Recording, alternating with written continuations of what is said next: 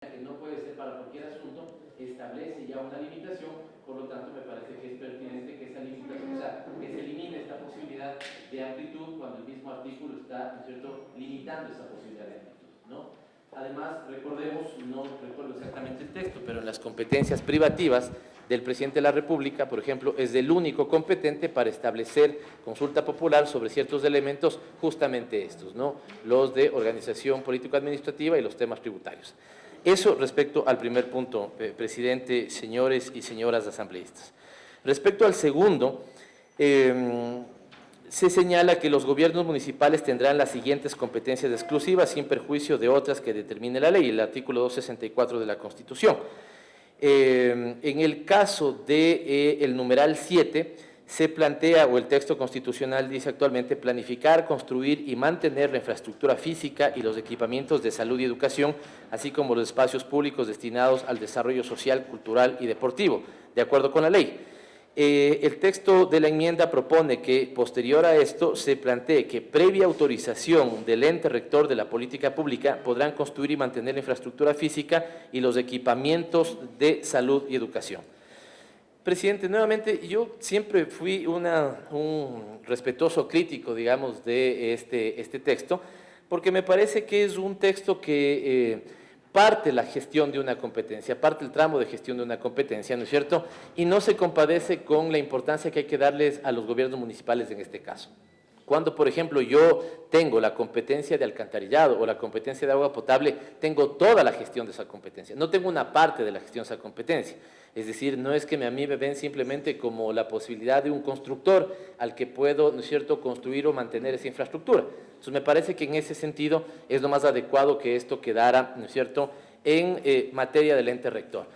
Pero creo que para eso están estos espacios, para que más allá, muchos de ustedes, digamos, son abogados, además ustedes tienen la tarea de mantener viva y defender la Constitución, así que, y yo no soy abogado, con lo cual no me compete dar clases de jurisprudencia, ¿no es cierto?, ni seguramente ceñir mi criterio a esos elementos. Y quisiera aportar con algunos otros dos elementos. Cuando uno tiene posibilidad de descentralizar, uno tiene dos opciones: descentralizar todo un sector, descentralizar toda una materia, es decir, por ejemplo, tomar la salud y descentralizarla completa, tomar la educación y descentralizarla completa. No es el modelo por el que optó el Ecuador. A mí me parece que es sano, además, que el Ecuador no haya optado por ese modelo. Lo que tenemos es más bien competencias, es decir, de alguna u otra manera, tramos, ¿sí?, que están en una misma competencia, que sí están delegados a los distintos niveles de gobierno o descentralizados directamente a los distintos niveles de gobierno, ¿cierto? En este caso, lo que estamos haciendo es que, existiendo el tramo de la gestión de la salud y de la educación, ni siquiera estamos delegando un tramo completo. Estaríamos, ¿no es cierto?, descentralizando una parte del tramo, que es la construcción de infraestructura y el mantenimiento de esa infraestructura.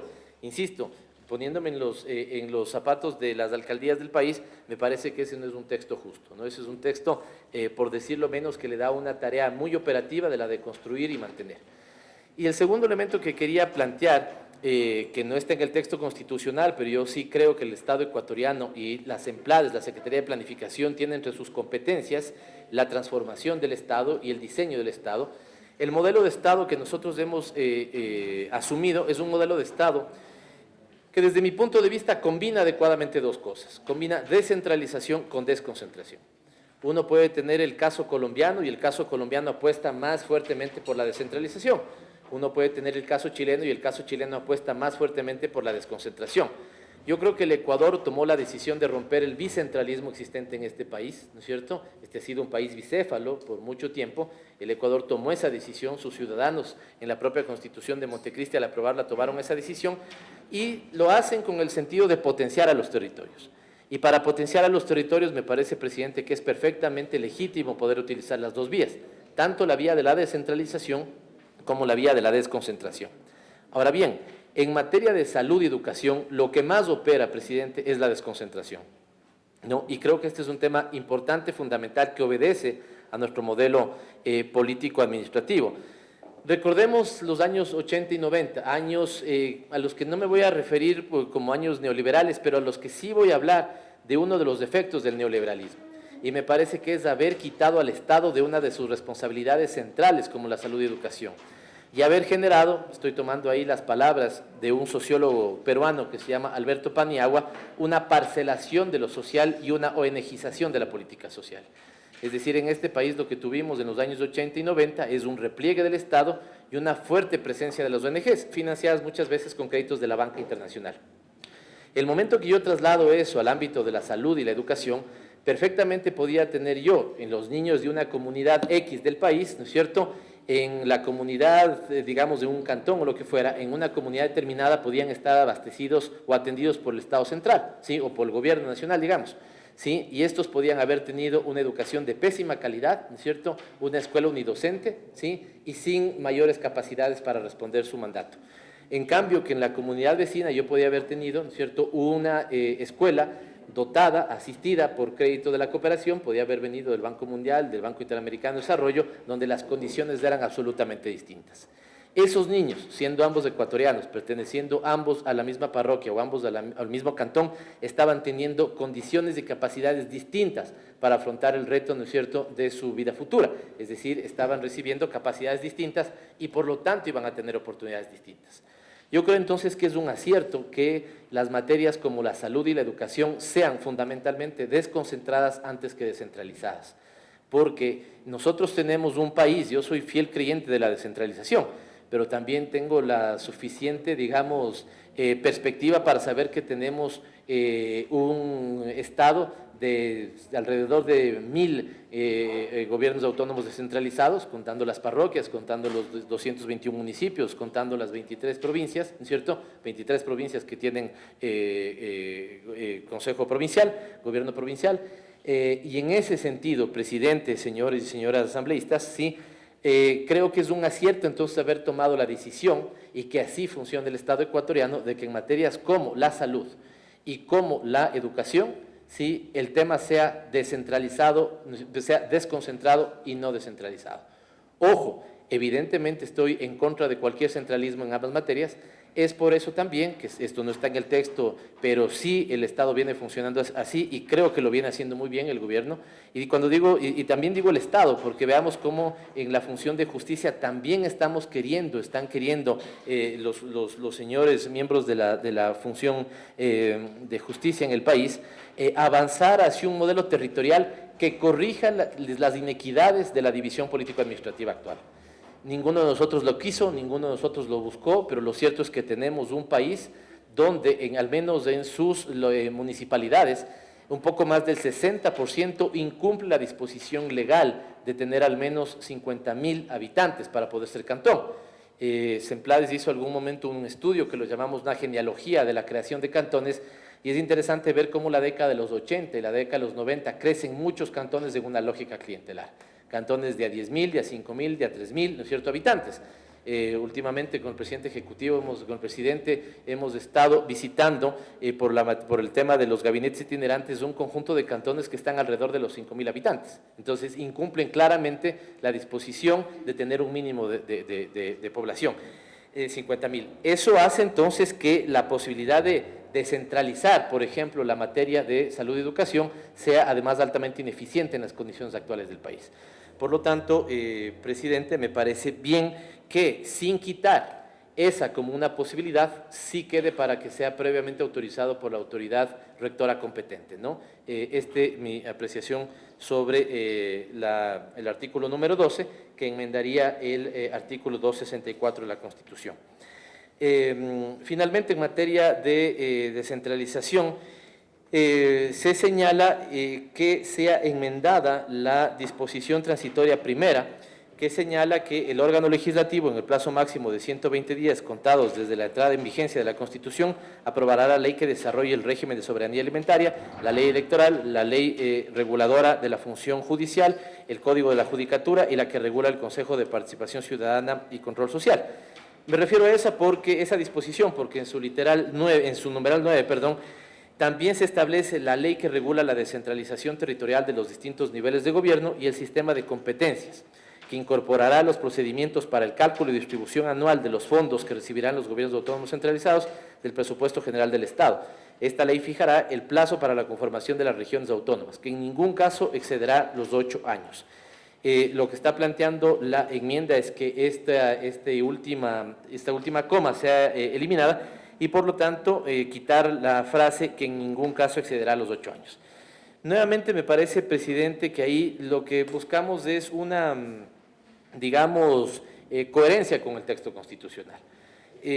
Particularmente yo soy un favorable, una de las personas que tiene un criterio favorable a la creación de las regiones. Si uno pudiera dar marcha atrás en el tiempo, me parece que hubiera sido muy interesante que la Asamblea Nacional hubiera discutido con un poco más de calma la posibilidad de crear las regiones, ¿no es cierto?, bajo la lógica de la agrupación de las provincias actualmente existentes. Yo creo que por distintas razones fundamentalmente corporativas, esa fue una discusión que no se llevó en ese talante. Hay que respetar el tiempo y hay que respetar la discusión constituyente. Solamente aclaro que cuando se pensaba esto, se pensaba con dos elementos, ¿no? Primero, el Ecuador ha tenido un déficit de un adecuado nivel de gobierno intermedio, ¿no? Nosotros no hemos tenido un buen nivel de gobierno intermedio. De alguna u otra manera, muchas veces con unas competencias muy venidas a menos en años anteriores. Recordemos que antes también había una tremenda superposición de funciones entre los ámbitos del municipio y los ámbitos del Consejo Provincial. Teníamos a gobiernos provinciales haciendo cerramientos de canchas de fútbol, ¿no es cierto?, en los ámbitos urbanos, y teníamos a los municipios peleando por votos en las áreas rurales, ¿no? Ventajosamente, la Constitución de Montecristi elimina eso, quita la superposición de funciones y planteó la posibilidad de acceder a un nivel de gobierno más importante.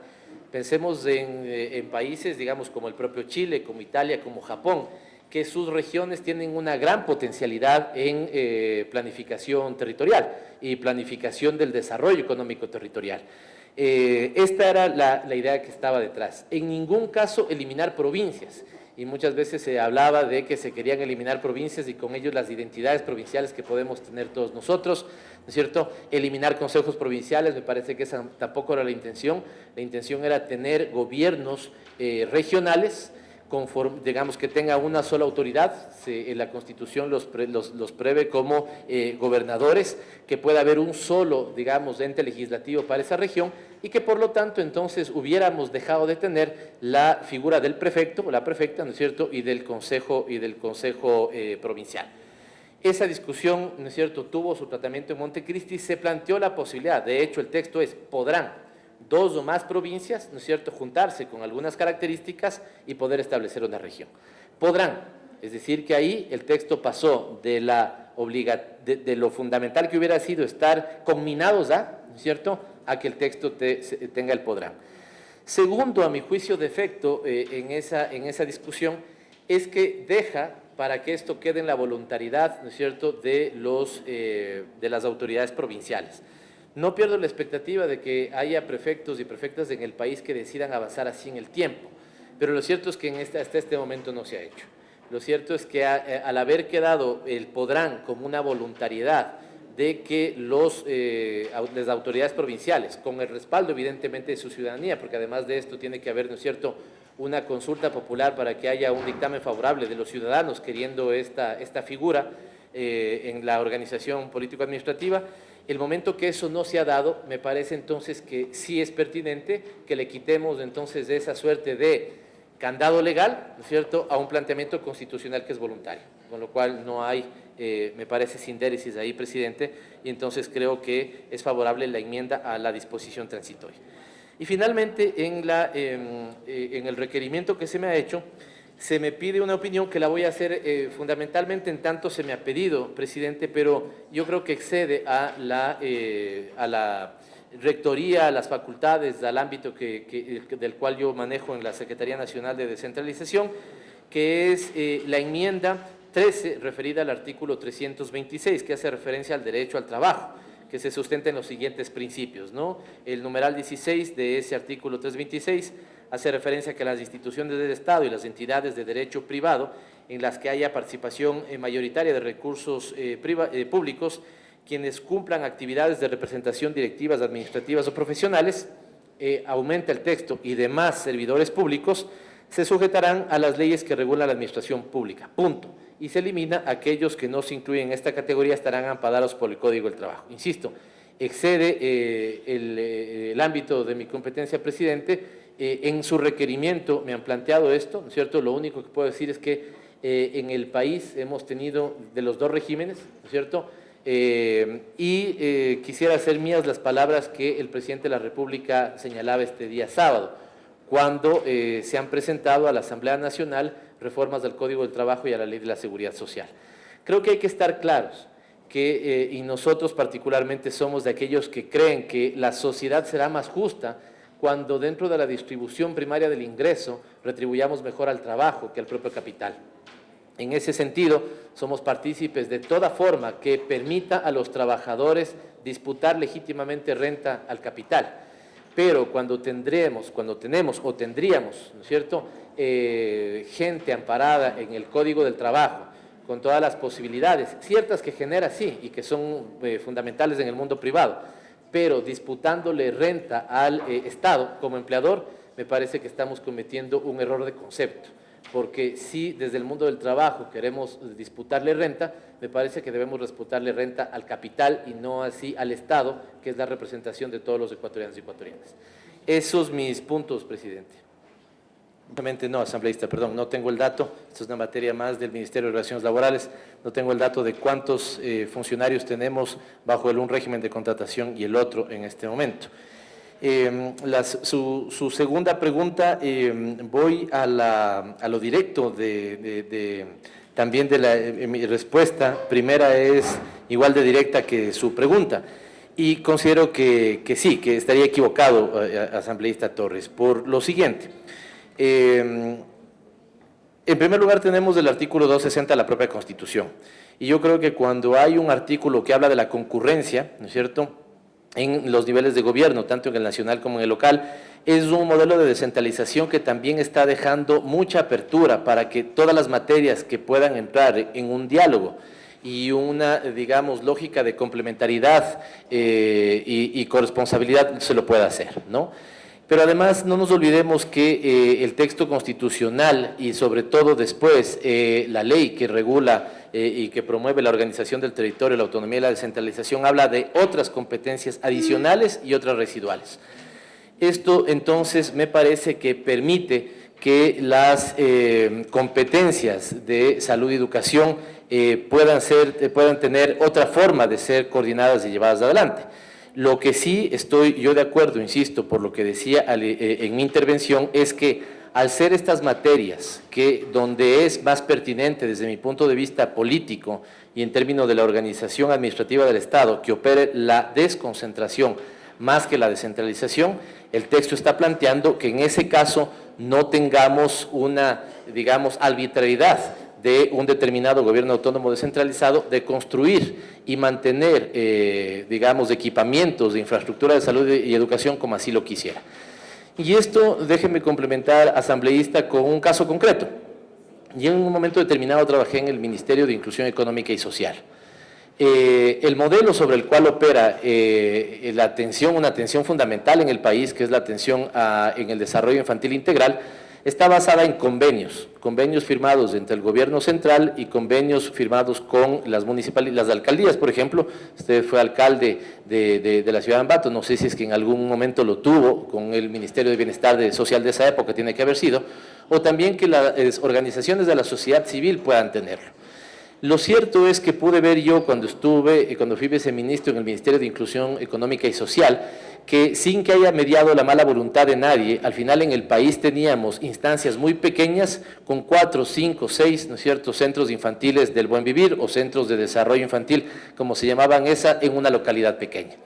Es decir, yo creo que el momento en que nosotros, como Estado me refiero, estamos obligados a garantizar a nuestros ciudadanos la adecuada atención, además gratuita, en salud y en educación, necesitamos una clara y eficiente planificación territorial. Esto significa, y yo creo que sería bueno, por ejemplo, conocer cómo, no sé, presidente, cómo usted lo tenga previsto, pero sería interesante conocer cómo en este momento está funcionando la planificación y la prestación de servicios en el ámbito de salud y educación. Y estamos llegando a niveles de cobertura muy avanzados con mayor optimización de nuestros recursos, ¿sí? ¿Qué es lo que está pasando? En este momento tenemos, por ejemplo, la figura de distritos y circuitos. No sé si esto se ha topado en el ámbito de la legislatura, si no aprovecho un minuto, digamos 2 minutos para poder decirlo. El momento que nosotros tenemos, insisto, más del 60% de cantones con menos de 50.000 habitantes, si yo tuviera la disposición o la predisposición de querer tener un colegio en cada cantón del país, una escuela del milenio en cada cantón del país, no tuviera recursos que me alcanzaran para esto. Si en cambio yo desde una planificación territorial puedo mirar a 3 o a 4 cantones de a 15.000 habitantes, ¿no es cierto?, y poder planificar territorialmente los servicios integrales para los habitantes de esos 4 cantones, seguramente a ratos tengo realidades en la Sierra Central o puedo tener, digamos, realidades distintas en la Amazonía por temas de densidad. Pero si yo puedo planificar una mejor oferta territorial de servicios, ¿no es cierto?, seguramente voy a tener más cobertura con menos servicios, pero en una adecuada prestación. Entonces, yo creo que esto también busca la corrección de lo que históricamente nos ha pasado en el país. Insisto, ahorita no tengo los datos precisos, pero sí claramente el concepto. En este momento tenemos, fundamentalmente en educación, muchas más escuelas que las que el país necesita, ¿sí? Cuando en realidad, con un número menor de escuelas, no quiero decir, ojo, que estemos llegando a toda la cobertura, pero tal vez con un número menor de escuelas adecuadamente ubicadas, sí podemos en cambio tener una buena prestación. Es decir, pongo un caso donde puedo tener 3 escuelas, una de ellas bien dotadas y 2 escuelas unidocentes. Tal vez el fortalecimiento de la escuela que está bien dotada, ¿no es cierto?, y la, digamos, reorientación de las otras 2 escuelas me permite tener la misma cobertura poblacional o más, ¿no es cierto?, sí, con un menor número de recursos. Entonces yo diría, asambleísta Torres, que en mi criterio sería un error considerar que la posibilidad de descentralización en temas como salud y educación, ¿no es cierto?, quedarían sepultadas, digamos así, con una enmienda como lo planteada. Creo que el tema de la concurrencia, además digo también, aprovechando que usted ha sido alcalde, digamos, de una ciudad, lo conversaba hace poco esto con el prefecto Naranjo, que en este momento está como representante de los gobiernos provinciales del país en el Consejo Nacional de Competencias. Y él me decía una cosa fundamental, me decía, mira Pavel, hace poco tratamos, por ejemplo, regulamos a favor de los gobiernos provinciales la competencia de gestión ambiental. Entonces él decía una cosa fundamental, en algunos casos, más allá de lo que pueda decir el texto, ¿no es cierto?, sea este legal o reglamentario, lo fundamental es que los gobiernos locales y el gobierno nacional podamos tener clara idea de nuestra corresponsabilidad, ¿no es cierto?, y muchas veces descentralizar y trabajar descentralizando cosas que pudieran no estar en el texto o colaborándonos en el territorio, ¿no es cierto?, temas que pudieran estar más en el ámbito de la descentralización. Así que su pregunta es clara, pertinente, asambleísta, y espero que mi respuesta lo sea en el mismo sentido. Considero que no, que ahí no se acaba la descentralización, tenemos competencias adicionales y el proceso de descentralización tiene más mecanismos para ser aplicados. Respecto a la pregunta del asambleísta Pacheco, bueno, es claro que desde las EMPLADES no podemos juzgar la pertinencia o no de la resolución de la Corte, pero sí me puedo referir a 2 conceptos, los señalados y digo esto por cómo fue formulada la pregunta de Byron. Me refiero a 2 conceptos. La una es la yuxtaposición de roles, ¿no es cierto?, que podría haber en los ámbitos de control. Creo yo, asambleísta Pacheco, que en el Ecuador no hay lo que yo llamaría un sistema de control estatal, ¿sí? Y eso me parece que termina siendo perjudicial para todos los actores, e incluso y mucho para los actores privados. En este momento nosotros tenemos por construcción constitucional una función que es la función de transparencia y control social. Esa función al menos integra dentro de sí, junta dentro de sí a la Contraloría, a la Defensoría, a las superintendencias y al Consejo de Participación Ciudadana. Sería deseable, desde mi punto de vista, contar con una ley que estableciera el sistema de control estatal, ¿no es cierto?, y que cada quien pudiera tener especificidad de control donde le compete. Creo que desde esta perspectiva sería un error creer que el Estado busca tener menos control. Yo creo que busca tener un control más adecuado y más, digamos, efectivo. Y en ese sentido, si podemos, ¿no es cierto?, de alguna u otra manera especializar nuestro ámbito de control, los distintos actores, hay un control de constitucionalidad, hay un control, ¿no es cierto?, de lo administrativo financiero, debe haber en ese campo un claro control de cuentas, hay un control técnico que se establece, hay un control social y ciudadano. como bien se señala. El problema, me da la sensación, es que no tenemos un cuerpo legal, ¿no es cierto?, que armonice y establezca, ¿no es cierto?, unos claros tramos de control en cada uno de ellos. En muchos casos opera la subsidiariedad y mi pregunta es qué tan bueno es para un actor, sea este público y privado, que sobre un mismo objeto, ¿no es cierto?, pudieran tener o pueda tener yo encima 4 entidades de control. ¿Eso es adecuado? ¿Eso es eficiente o no? La posibilidad es que podamos tener, ¿no es cierto?, un control más efectivo, ¿no es cierto?, sobre la base también de nuestros niveles de especificidad. Digo esto porque la enmienda a la que se refiere, yo fui invitado para hablar en materia de descentralización, no tengo ningún problema con que el asambleísta haya planteado esta pregunta, y sinceramente no lo tengo porque una pregunta parecida me hizo la Corte Constitucional, nos requirió la Corte Institucional. Y ahí lo que nosotros explicamos es cómo el Sistema Nacional de Planificación planifica y qué mecanismos tiene para el seguimiento de los objetivos institucionales, ¿no? Ahí voy a la segunda pregunta de Byron, en el sentido de, ¿ha afectado la Contraloría General del Estado el cambio en algunos objetivos institucionales? ¿No es cierto? No que yo conozca, pero sí le puedo decir a Byron que hace poco la Semplades fue materia de una auditoría de gestión donde se le preguntaba a las Semplades, ¿no es cierto?, sobre el cumplimiento de los objetivos del Plan Nacional de Desarrollo, ¿sí? Y me parece que eso, de alguna u otra manera, siendo útil la pregunta, pudiera ser inoficioso la forma en la que la hago, ¿sí? Porque 1000 cosas pueden intervenir, ¿no es cierto?, en el cumplimiento estricto, rajatabla de un objetivo institucional en el ámbito de la planificación. Ahora mismo, por ponerles un ejemplo, todos sabemos de que la economía internacional tiene, ¿no es cierto?, unas características específicas respecto al precio del barril de petróleo.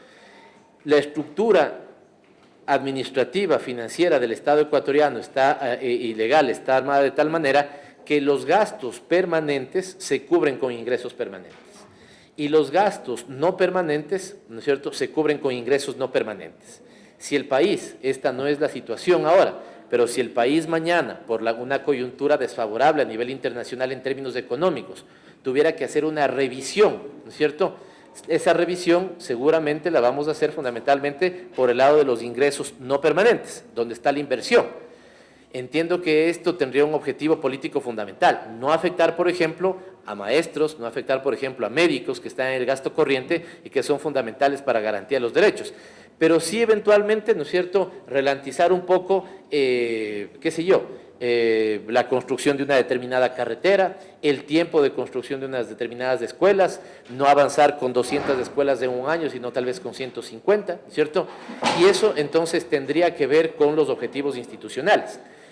Me queda la duda, ¿no es cierto?, si en una mirada de vigilar por el cumplimiento de los objetivos institucionales, ¿no es cierto?, la Contraloría podría hacer una efectiva interiorización de esas circunstancias para que se haya tenido que modificar un objetivo institucional, ¿no es cierto?, y por lo tanto dar cuenta de su cumplimiento.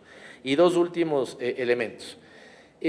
Cuidado, confundimos a la Secretaría Nacional de Planificación y Desarrollo con el Consejo Nacional de Planificación y Desarrollo y el Sistema Nacional Descentralizado, del Sistema Nacional de Planificación, que es descentralizado y participativo. Yo diría, y esto no es ninguna herramienta discursiva, yo diría que la Semplades solamente es la Secretaría Técnica del Sistema Nacional Descentralizado y Participativo de Planificación. La máxima instancia de participación en el país es el Consejo Nacional de Planificación. Está presidido por el Presidente de la República, lo integran los ministros coordinadores, lo integran todos los niveles de gobierno, hay una representación de la ciudadanía, son 4 delegados de la ciudadanía los que integran este consejo y una representación de las universidades del país. Quien hace un seguimiento de los objetivos de desarrollo y por lo tanto los objetivos institucionales es ese consejo, es decir, la máxima instancia de planificación en el país, ¿no?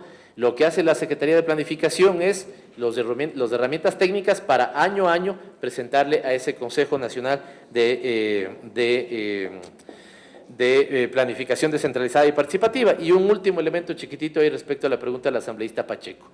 Ese sistema, que es descentralizado y por lo tanto intervienen los GATS, ¿no es cierto?, también es participativo y por lo tanto en el control del cumplimiento de objetivos institucionales, por lo tanto, de desarrollo, está también presente la ciudadanía sabiendo si las instancias de gobierno cumplen o no cumplen.